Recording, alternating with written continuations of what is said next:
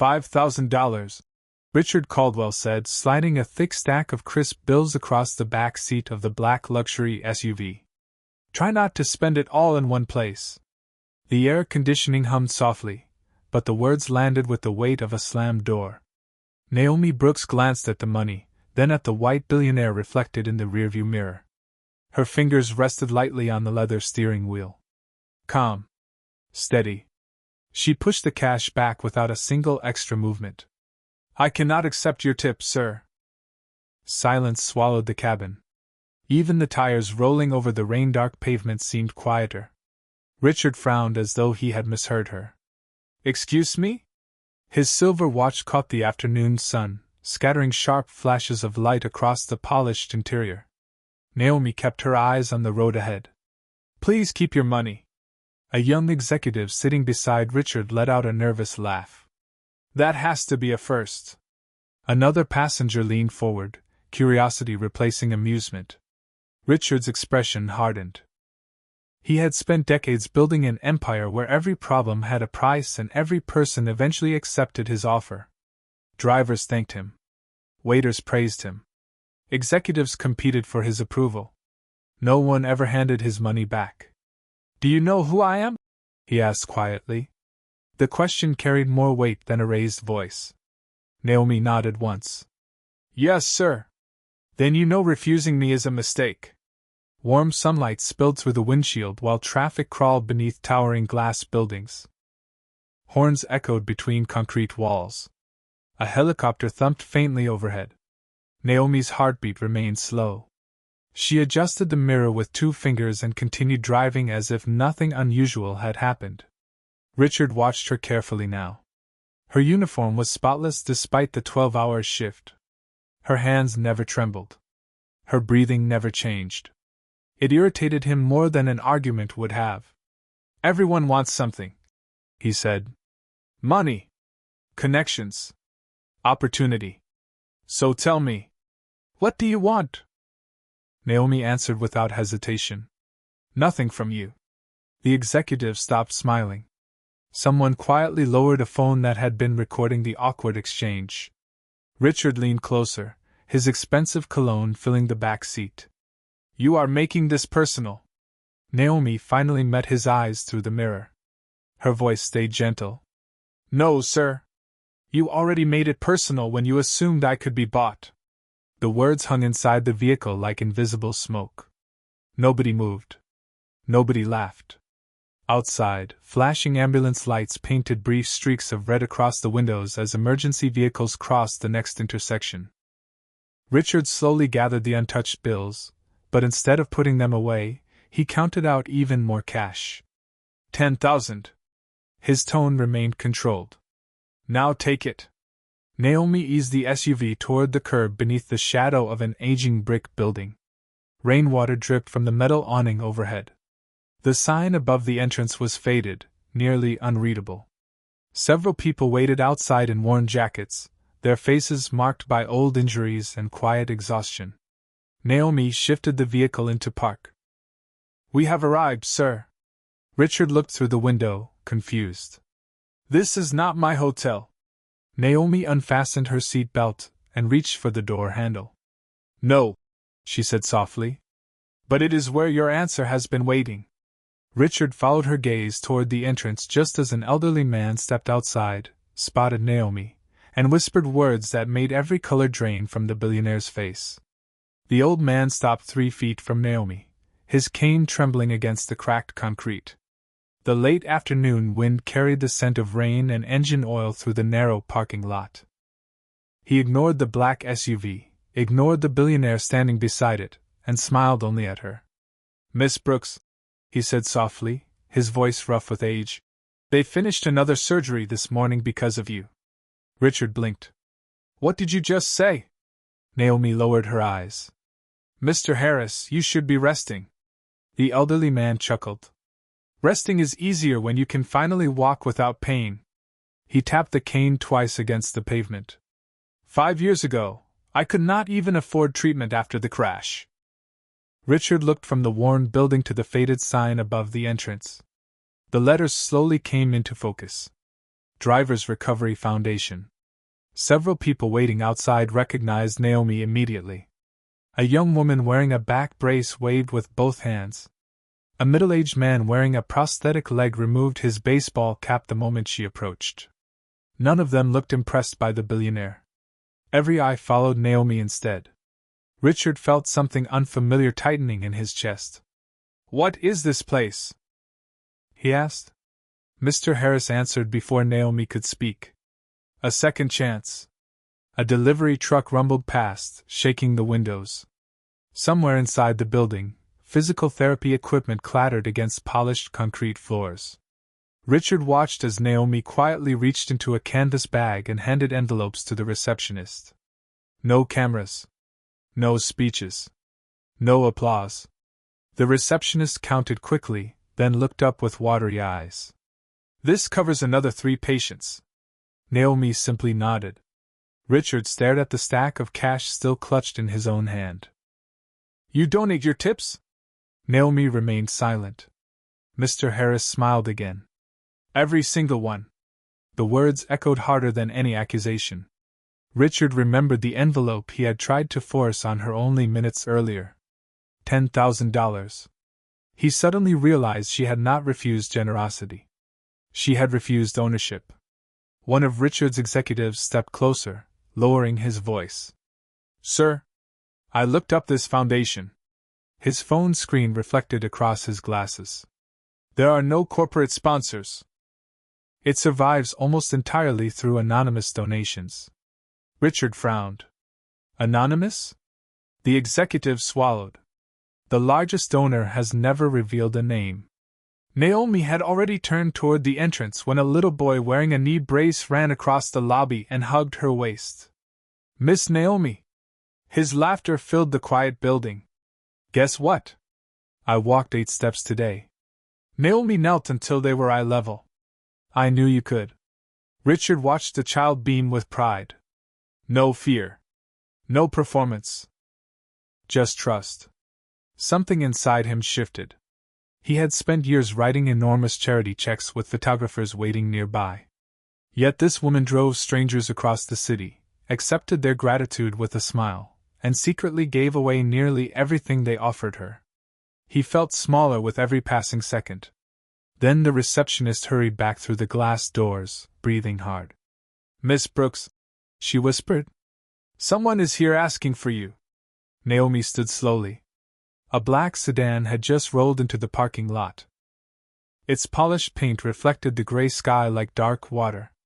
The rear door opened, and a sharply dressed woman stepped out carrying a thick manila folder against her chest. The moment her eyes found Naomi, her expression changed from relief to urgency. "We finally found you," she said. Richard froze as the woman held up the folder.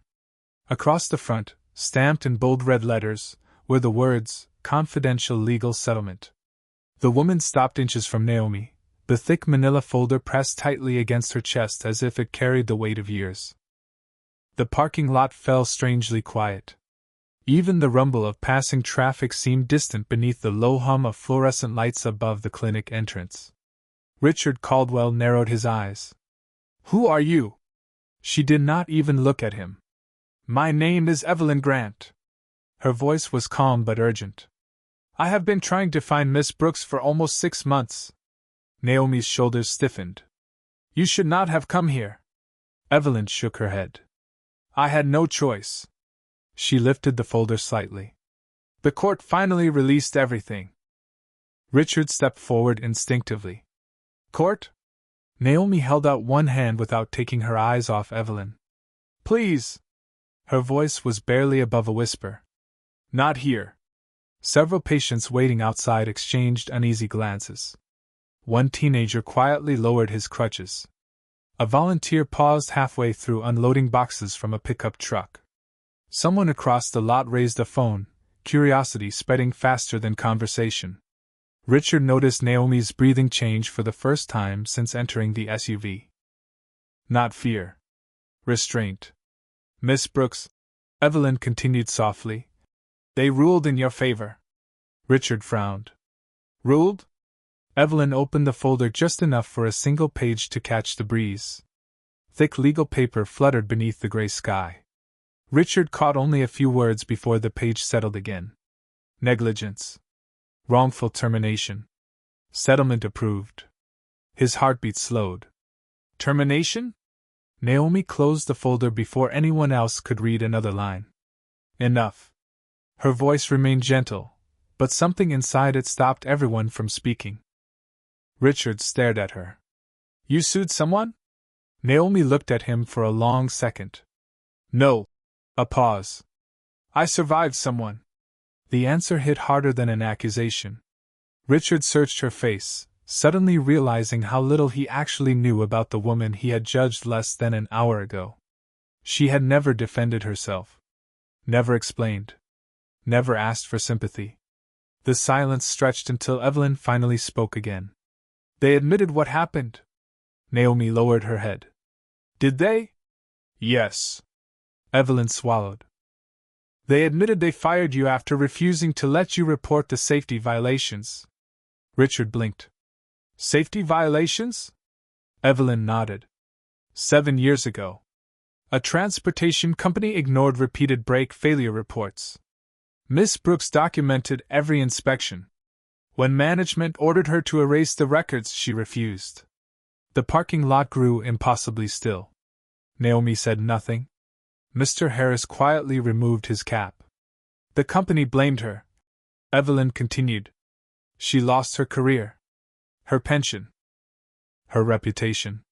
Richard felt the folder of cash growing heavier in his own hands. What happened to the passengers? Evelyn's eyes drifted downward. Most survived because she forced the bus off the highway before the brakes completely failed. Richard's mouth opened slightly. You were a bus driver? Naomi answered with the smallest nod. For 12 years. Richard remembered every assumption he had made inside the SUV. Just another driver. Just another person who could be bought. Every word now sounded hollow inside his own mind. Then Evelyn reached into the folder once more and removed a sealed envelope. There is one more thing. Naomi's expression changed instantly. No, you have to read it. Not today. Evelyn slowly held the envelope toward her anyway. It is from the family of the only passenger who never got the chance to thank you. Naomi's hand froze inches away. The seal carried a familiar last name. Her eyes widened for the first time all day. Richard followed her gaze, and the color slowly drained from his face as he recognized the name printed across the envelope. It belonged to someone he had known for nearly 20 years. Richard Caldwell stared at the name on the envelope as if it had reached through time and wrapped itself around his throat. The cold afternoon light reflected off the glossy black SUV, turning every polished surface into a mirror. His pulse hammered in his ears. That cannot be possible, he whispered. Naomi did not answer. Her fingertips hovered over the unopened envelope but never touched it. Around them, whispers spread across the parking lot. Another phone camera quietly rose into the air. Nobody wanted to leave. Everybody sensed they were watching something far bigger than a simple misunderstanding. Richard finally stepped forward.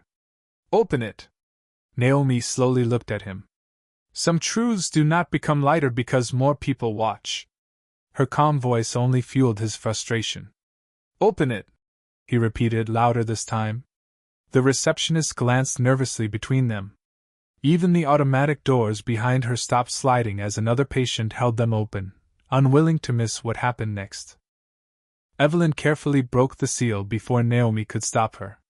She unfolded a handwritten letter, the paper worn from being read too many times. This was written by Daniel Foster's wife, she said quietly. Richard froze. Daniel Foster had been one of his oldest business partners, a man whose name still hung on the wall of Caldwell Capital's headquarters. Evelyn began reading. To the woman everyone blamed, my husband spent his final weeks telling our children that the driver saved every life she possibly could. He begged me to find you. He said you refused orders that day because you saw danger nobody else believed. Every sound disappeared except the distant rumble of an idling diesel engine across the street. Naomi lowered her eyes. Richard swallowed hard. Daniel, never told me any of this. Evelyn slowly looked at him for the first time.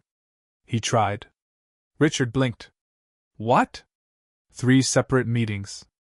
Evelyn's words came one after another like quiet blows. 3 emails. 2 phone calls. Every request was declined by your executive office. One of Richard's assistants instinctively reached for his tablet, his face turning pale. Richard turned sharply. Tell me she is wrong. The assistant hesitated. Sweat gathered along his temple despite the cool breeze.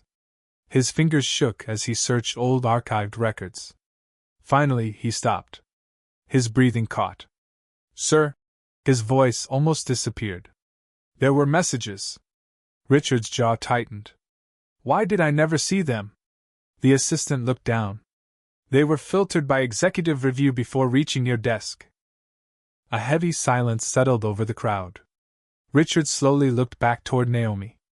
The woman he had dismissed as just another driver had been carrying the truth for 7 years while his own company quietly buried every attempt to uncover it. Before he could speak, Naomi's eyes shifted past him toward the SUV. Her expression changed instantly. Calm disappeared. She stepped around Richard without warning. Turn the engine off. Her voice was firm now. Nobody moved. Richard frowned. What? Naomi was already kneeling beside the front wheel, placing one hand against the warm metal near the brake assembly. Her face tightened. She listened instead of looking. The faint vibration beneath her fingertips told her something everyone else missed. Turn it off, she repeated. Now. Richard glanced at his driver, who looked confused. It was serviced yesterday. Naomi did not even look up. Then whoever signed that inspection missed something. The driver reluctantly pressed the ignition. The engine died, leaving an eerie silence hanging over the lot. Naomi stood slowly, wiping her fingertips together. A faint dark residue stained her skin. She held it toward Richard without a word. He stared at the black dust, uncomprehending. Naomi's voice dropped almost to a whisper. Your front brake system is failing. Several people instinctively stepped backward. Richard gave a short, disbelieving laugh. You cannot know that from touching a wheel. Naomi met his eyes. That is exactly what they told me 7 years ago. Before anyone could answer, a loud metallic crack echoed beneath the front of the SUV, followed by the slow hiss of escaping hydraulic pressure. Every face turned toward the vehicle. Nobody spoke. Nobody breathed. The sharp hiss beneath the SUV grew louder, cutting through the frozen silence like a warning nobody wanted to hear. Every phone camera turned toward the front wheel. Richard Caldwell stood motionless, his reflection trembling across the polished hood as another metallic pop echoed underneath the vehicle. That is impossible, his driver muttered, hurrying forward. He dropped to one knee, pressed a flashlight beneath the chassis, and his face immediately lost all color. Sir, his voice cracked. Nobody touched the vehicle. A wave of whispers swept through the parking lot. Naomi did not move. Her breathing stayed measured, but her fingers remained lightly curled, still stained by the dark brake dust. Richard looked from the driver to Naomi, refusing to let disbelief leave his face. Tell me exactly what is wrong. The driver slowly stood, swallowing hard. The front hydraulic brake line is leaking. It should never have left the service garage. Richard felt the stack of cash slipping from his hand before he even noticed it. The bills scattered across the damp pavement, fluttering beneath the cold afternoon wind. Nobody bent down to collect them. Every eye stayed locked on Naomi. One of Richard's investors stepped closer, his expensive shoes clicking sharply across the concrete. If that line had failed on the interstate... He stopped speaking before finishing the sentence. He did not need to. Everyone understood. Richard's pulse pounded inside his ears. His luxury SUV had been scheduled to carry him and 4 board members to a private investors' conference less than 30 minutes later. Naomi quietly looked toward the service sticker on the windshield. Who inspected it? Richard turned toward his assistant. Find out. Now. Fingers shook across phone screens. Calls were placed. Voices overlapped. The calm certainty surrounding Richard Caldwell's world began cracking apart in front of strangers. Then another black SUV rolled into the parking lot. Its doors opened almost immediately. 3 men in tailored suits stepped out carrying company identification badges. Richard recognized the logo before they reached him. Caldwell Fleet Services. His own transportation division. The lead inspector walked over quickly, forcing a polite smile that disappeared the moment he noticed the leaking brake assembly. "Mr. Caldwell," Richard cut him off. "Did your department approve this vehicle yesterday?" The inspector hesitated for barely a second. It was enough. Naomi saw it immediately. "Answer him," she said quietly. The inspector looked toward her with open irritation. "This has nothing to do with you." Naomi's eyes never left his face. That hesitation did. The crowd grew silent again. Even the distant traffic seemed to fade. Richard watched the inspector carefully now. "Did you inspect this vehicle?" The man cleared his throat. "My team followed protocol." Naomi slowly stepped toward the SUV, crouching beside the front tire once more. Warm air still escaped from beneath the undercarriage. She reached toward the inspection tag hanging near the brake housing but stopped an inch away. "May I?" Richard nodded without speaking. Naomi gently turned the tag until the sunlight struck the printed barcode. She smiled sadly. "This inspection was never completed." The inspector laughed too quickly. "You cannot possibly know that." Naomi looked directly at him. "Because the verification seal is missing." Every mechanic standing near the clinic instinctively leaned forward. One older technician removed his glasses and stared at the tag. "She is right," he whispered. "Every completed inspection carries a silver security seal." Richard's breathing became uneven. "Why is it missing?" The inspector's forehead glistened with sweat despite the cool breeze. It could have fallen off." Naomi slowly shook her head. "No." Her voice remained calm enough to make the answer feel even heavier. "It was never there." A long silence followed. Then one of the mechanics quietly pulled out his own inspection badge and compared it beside the vehicle. The difference was undeniable. Cameras zoomed closer. Investors exchanged alarmed looks. Richard felt years of confidence slipping away with every passing second. He turned toward the inspector. "Who signed this report?" Nobody answered. The inspector stared at the pavement. His jaw tightened. Finally, he whispered 2 words that stopped Richard's heart. "Your son." Richard Caldwell did not speak. The 2 words echoed through the parking lot long after the inspector lowered his head. "Your son." They settled over the crowd heavier than the gray clouds above, heavier than the smell of warm brake fluid drifting from beneath the SUV. Nobody reached for a phone. Nobody whispered. Even the distant traffic seemed to surrender to the silence. Richard slowly turned away from the inspector. His polished shoes scraped softly across the damp concrete as he looked toward Naomi. She was already wiping the black residue from her fingertips with a folded handkerchief, her movements slow, almost gentle.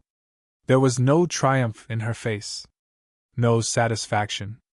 Only a quiet sadness that somehow unsettled everyone even more. Richard's phone vibrated inside his jacket. Once. Twice. 3 times. He ignored it. The screen continued glowing beneath the fabric like a heartbeat refusing to stop. One of the investors glanced at him uneasily. "Richard." His voice was barely audible. "Maybe we should leave." Richard did not answer. He could not. For the first time in decades, the room he always controlled no longer belonged to him. It belonged to the woman he had dismissed less than an hour earlier. Naomi walked toward the front of the SUV one final time. She rested her palm lightly against the cooling hood. The metal no longer radiated the same heat. The engine had gone quiet, but she kept listening anyway. A habit built from years of trusting sounds more than appearances. Mr. Harris watched her with calm recognition. "She always listens before anyone else does," he murmured. A young mechanic standing nearby nodded slowly. "That is what good drivers do." Richard heard the words. They cut deeper than any accusation. He suddenly remembered Daniel Foster's letter. She saw danger nobody else believed. 7 years had passed, and nothing had changed except the names. The inspector shifted nervously beside the SUV. Sweat rolled beneath his collar despite the cool afternoon air. "Mr. Caldwell, I can explain." Richard raised one hand without looking at him. "Not now." The reply came quietly, but it carried enough weight to end every excuse before it began. Naomi finally turned back toward Evelyn. "The settlement," she said softly. "Has it already been transferred?" Evelyn nodded.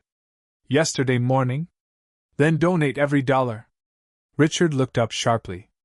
"Every dollar?" Naomi smiled faintly, almost too faintly to notice.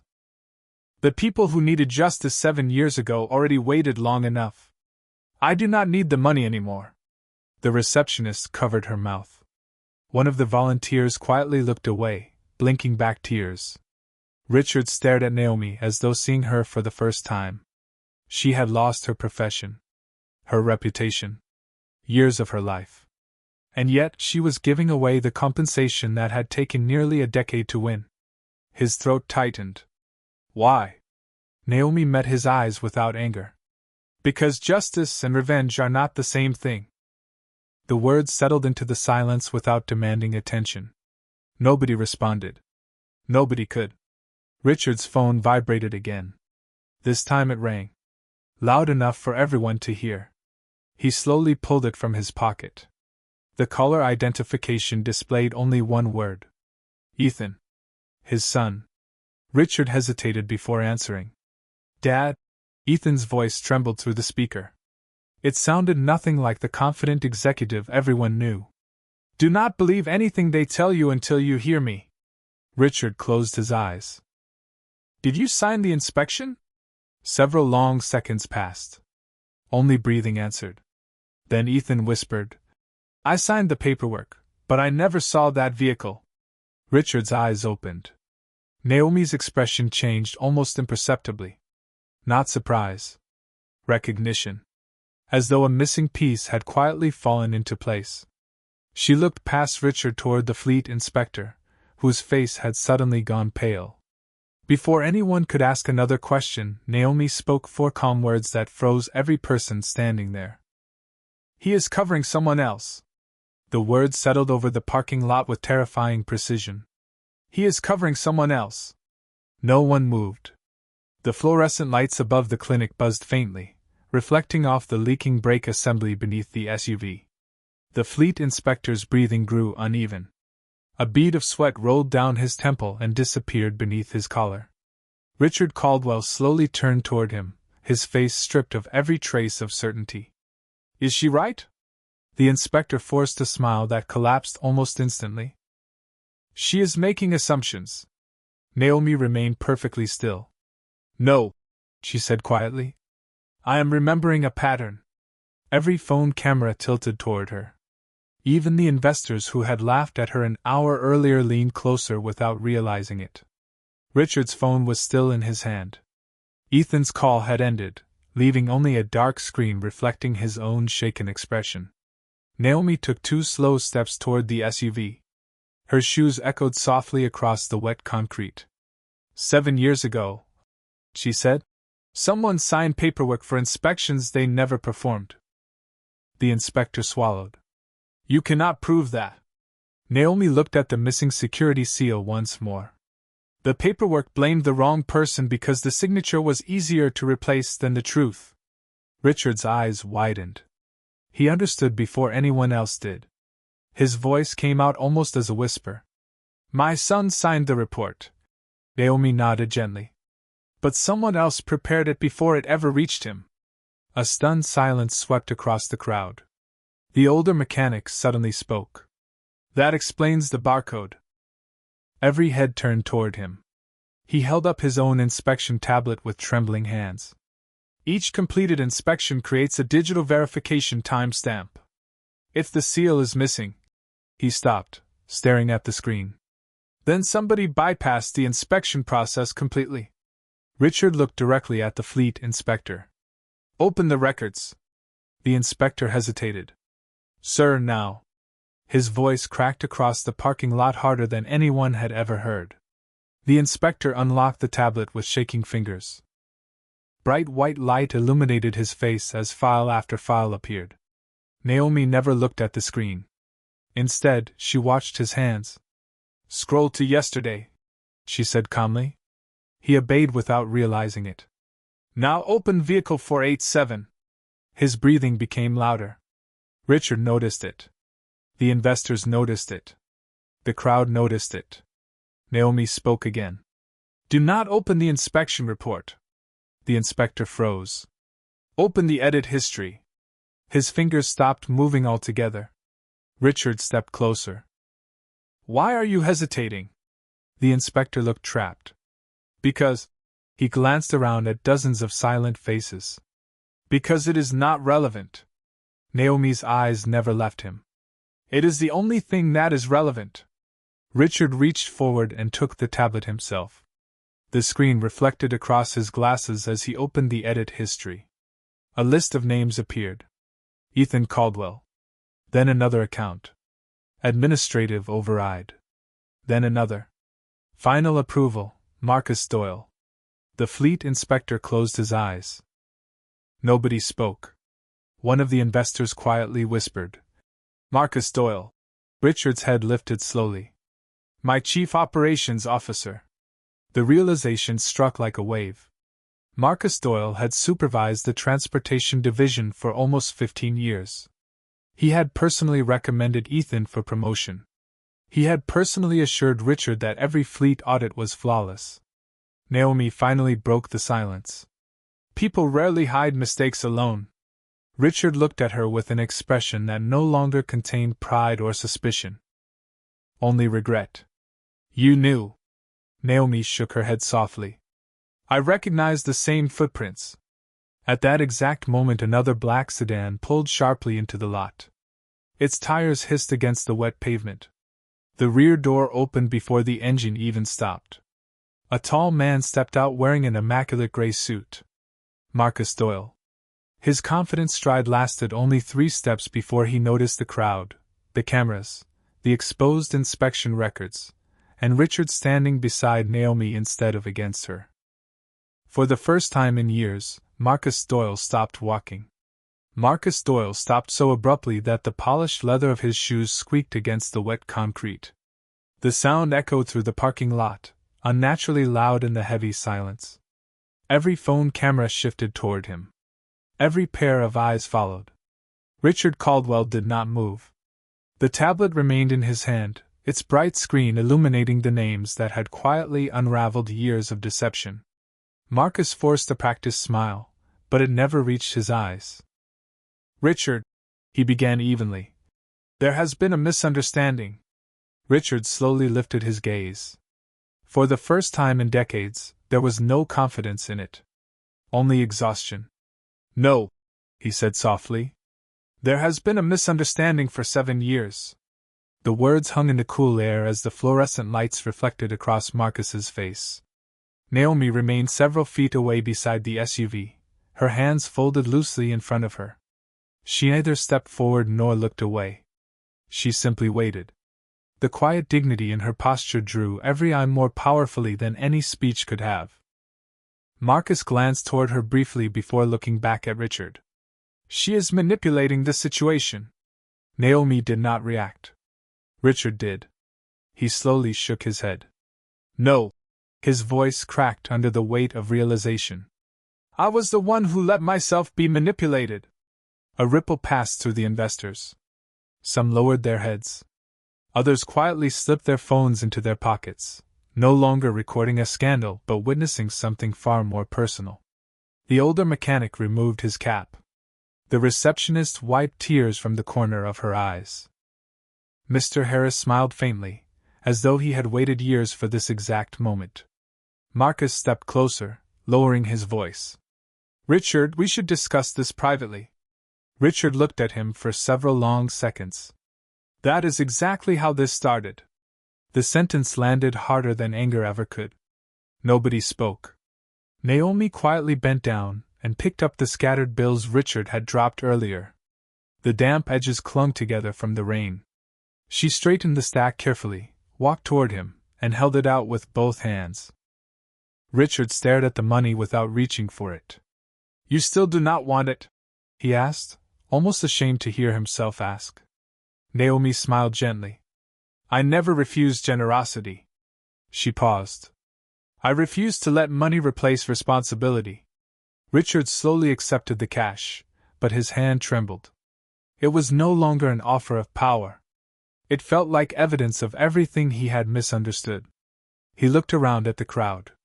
Less than an hour earlier they had watched a wealthy white billionaire question the integrity of a black woman simply because she drove his car. Now every face reflected something entirely different. Respect. Regret. Admiration.